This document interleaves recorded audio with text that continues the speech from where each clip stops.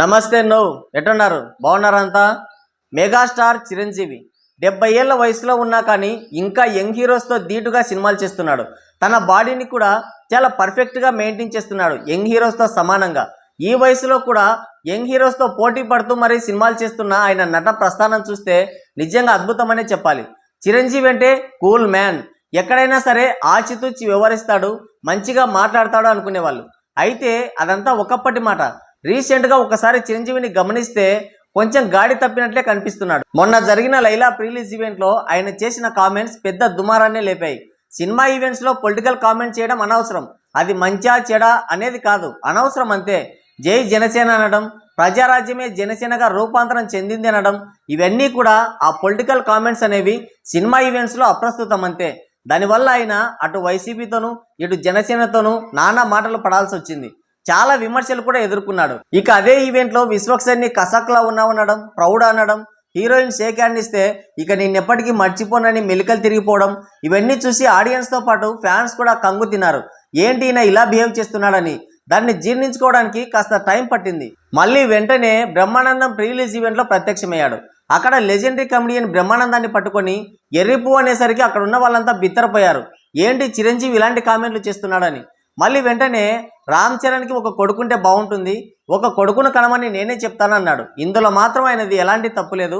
ఒక తండ్రిగా తాతగా వారసత్వాన్ని కోరుకున్నాడు. మెగా లెగసీని కంటిన్యూ చేయాలంటే వారసుడు ఖచ్చితంగా కావాలి కాబట్టి ఆయన అదే కోరుకున్నాడు. దాంట్లో అయితే ఎలాంటి తప్పు లేదు. మీడియానే అనవసరమైన రాద్ధాంతం చేసింది. ఏకంగా నేషనల్ మీడియా ఏ పని లేనట్లు, ఏ వార్త లేనట్లు పదే పదే దీన్నే ప్రచారం చేసింది. సరే, మీడియా అంటేనే పెద్ద రొచ్చు, దాని గురించి మనకు అనవసరం.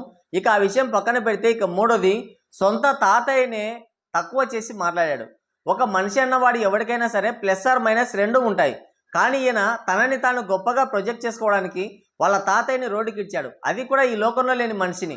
ఆయన మాట్లాడుతూ ఏమన్నాడంటే, మా తాత మంచి రసికుడు, ఇంట్లో ఒక 2 అమ్మమ్మలు, బయట ఇంకో 3 ఉండేవాళ్ళు, ఆయన పోలికలు మాకు రాకూడదు అనేవాళ్ళు, లక్కీగా నాకైతే ఆ పోలికలు రాలేదు అన్నాడు. ఈ మాటకి మీ తాతగారి పోలికలు మీకు రాకపోయినా మీ తమ్ముడు పవన్ కళ్యాణ్ గారికి వచ్చాయిలేండి, మీరు చెప్పిన 5 లవ్ స్టోరీస్ త్వరలోనే పూర్తి చేస్తాడని సోషల్ మీడియాలో ట్రోలింగ్ మొదలుపెట్టారు. తనని తాను పొగుడుకోవడానికి తాతగారిని తెగడడం చిరంజీవి స్థాయికి తగదని తీవ్రమైన విమర్శలు వచ్చాయి.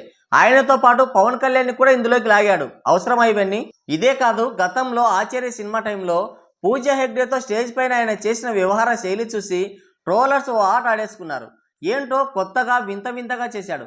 అది చూసి నిజంగా మన చిరంజీవినా ఇలా చేసిందని ఫ్యాన్స్ అంతా గిల్లుకొని మరీ చెక్ చేసుకున్నారు. తర్వాత సర్లేరు నీకెవరు సినిమా ఫంక్షన్లో కూడా విజయశాంతితో స్టేజ్ పైన ఆయన మాట్లాడిన విధానాన్ని చూసి ఎవరూ జీర్ణించుకోలేకపోయారు.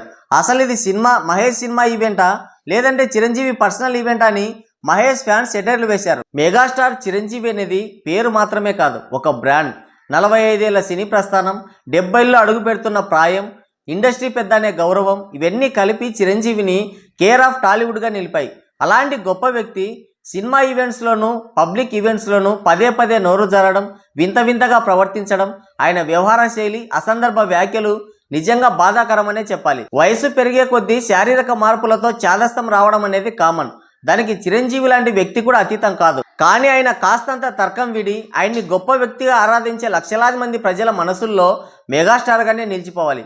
అంతేకాని ఇలా నోరు జారడం, అసందర్భ ప్రేలాపనలు చేసి ఆయన స్థాయిని తగ్గించుకోకూడదని ఆయన ఫ్యాన్స్ ఆవేదన పడుతున్నారు.